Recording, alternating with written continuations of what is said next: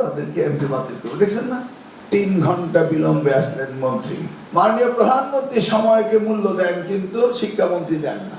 আমি জানি এবার নকল কেউ করবে না, এটা আমার দৃঢ় বিশ্বাস। কারণ গভর্নমেন্টের উপরে নির্ভর করে নকল করা। এই শিক্ষকরাই নকল বন্ধ করেছে, এই শিক্ষকরাই নকল করিয়েছিল, তাই না?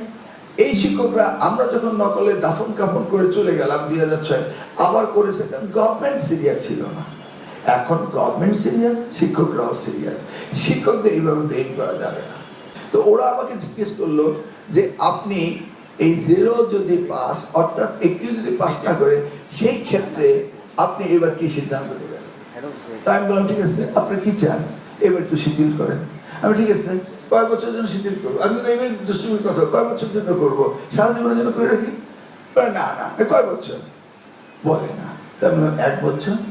হ্যাঁ 1 বছর। তাই বললাম তাহলে এইবার পরীক্ষায় যদি কোনো প্রতিষ্ঠান একজনও পাস না করে কিন্তু নকল প্রতিরোধ করবে, সেই কারণে আমরা তাদেরকে এইবার 0 হলো এমপিওতে আমরা হাত দেব না। আপনারা রাজি আছেন? আছি, হাত তুললো। নিউজ কি করলো? স্ট্রেট নিউজ করে বসলো যে আমি বলেছি যারা 0 তাদেরকে এমপি বাতিল করবো। দেখছেন না, এটা একদম পুরোপুরি নেগেটিভ নিউজ করলো। আমি যাচ্ছি ওখানে, আপনার এখানকার লোক কুমিল্লা সম্বন্ধে ধারণা আছে কিনা জানি না।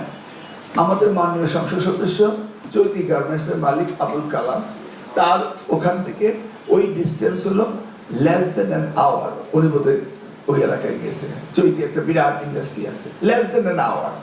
উনি সাংবাদিকদেরকে সকলকে, ঢাকার মেহমানদের বললো আমার এখানে এসে আপনার নাস্তা করবেন। তো আমরা ওখানে গিয়ে নাস্তা করলাম। আমি করি না, আমি সকালে করে বেরিয়েছি। 9:20 আমরা এখানে বেরিয়ে গেলাম।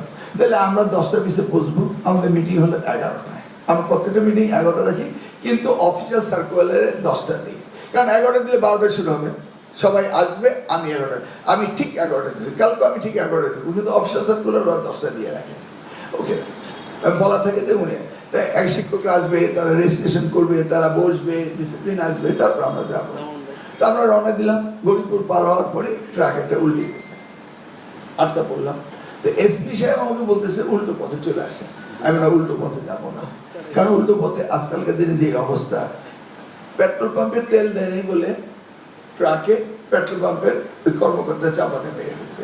কোথায় কি হয় না হয় সাবধানে থাকতে হবে না। আমি বললাম যে ঠিক আছে, এইভাবে যাই।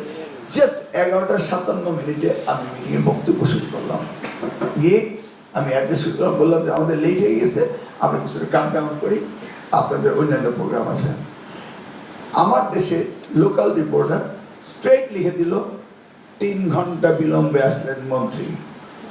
তো ওখানে একদম দেখেন স্ট্রেট আমার দেশ পত্রিকা। তো ওখানকার অন্যান্য পত্রিকার লোকজন, অন্যান্যরা ওই ফেসবুকে কমেন্ট শুরু করলো। তখন সে লিখলো, ও উনি এই চৈতি ইন্ডাস্ট্রি পার্কে ভিজিটে গিয়ে বিলম্ব করেছেন। গেল।